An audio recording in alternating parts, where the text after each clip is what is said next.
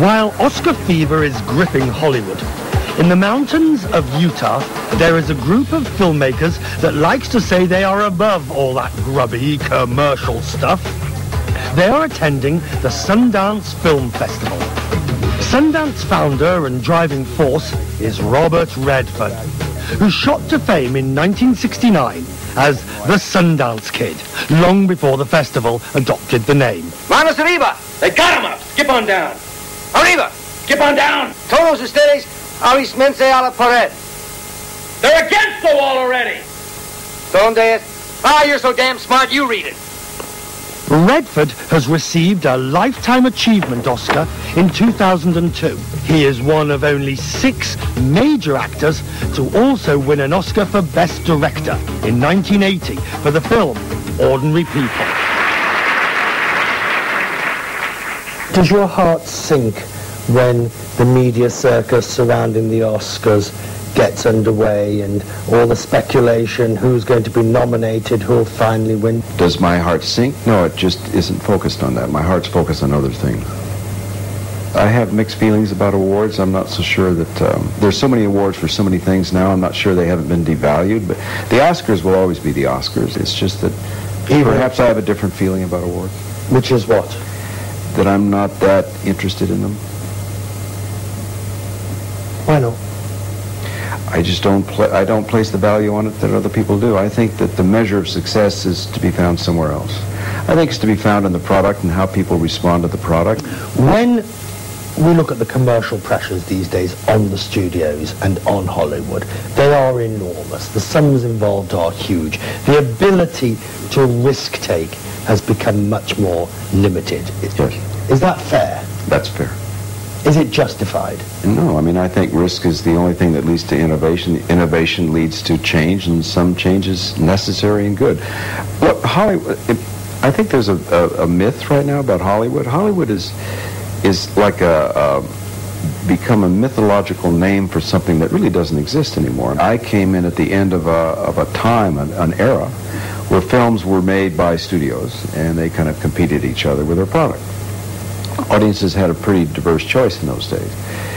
But in my lifetime, in my career time, it changed so drastically. That's one of the things that led to the creation of Sundance, that slowly, as things changed around it, Hollywood became less and less of what it was until now it's really not. Studios seldom finance their whole film. In fact, I don't think any finance their whole films. They co-finance their films. You have foreign investors from other countries. You have venture capitalists getting into the picture, most of which know nothing about film. So business affairs slowly has taken over the film business, which is terrible for artists because the conditions under which they work are drawn by straight conventional wisdoms about bottom line business. That's not the best place for art to exist. So there's less and less art. I think, this sounds maybe self-serving, but I think if there's any art at all, it's to be found in independent film.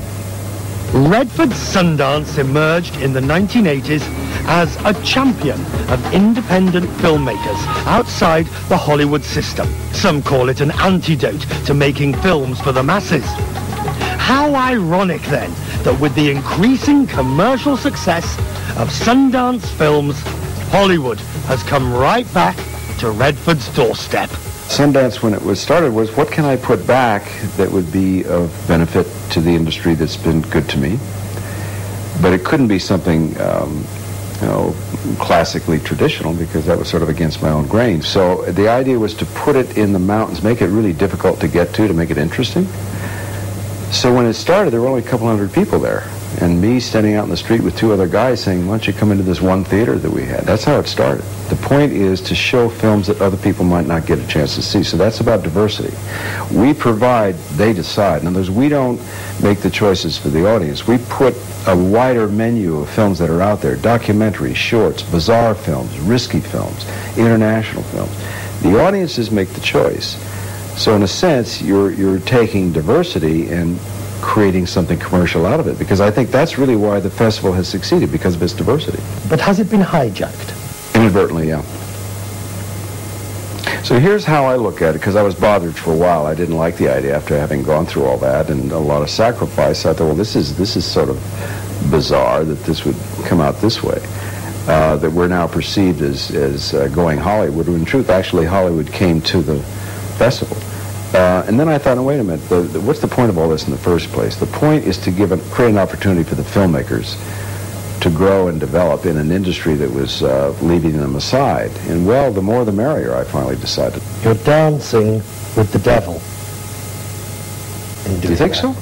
Well, you're riding the back of the antithesis of what you believe in. You're letting Hollywood come in with the parties, the paparazzi and the fashion, because it serves your greater good. Well, you can say, yeah, you can say I'm dancing with the devil, but the fact is he wasn't invited to the party, he just crashed it. And so once Hollywood came, I have no problem with Hollywood. Look, that's where I started my career, so I'm not about to say Hollywood's not allowed. It's a free country, so anybody comes, they can come. I'm not going to keep anybody out. Thank you very much. You're welcome. Still to come, my last red carpet. London goes all Hollywood at the BAFTAs. And in fine tradition, the Oscar nominees meet for lunch.